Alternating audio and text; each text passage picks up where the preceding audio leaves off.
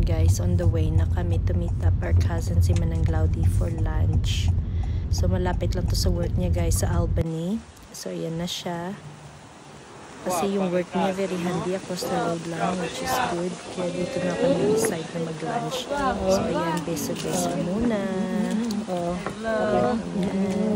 And then dito pala kami guys kakain.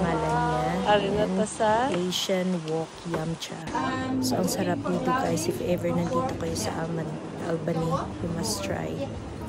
So ayun, kinonfirm namin Manang Claudie yung booking namin. And dinala na kami ng waitress sa table namin. Ayan, ang restaurant. Very clean.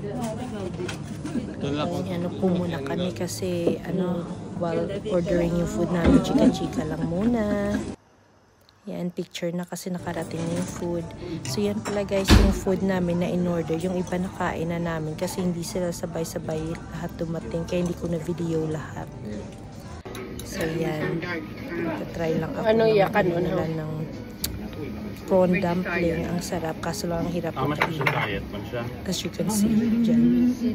Thank you Tuto for our lunch treat.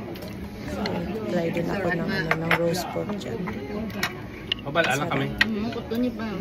So you must try guys if ever nandito kayo sa Albany.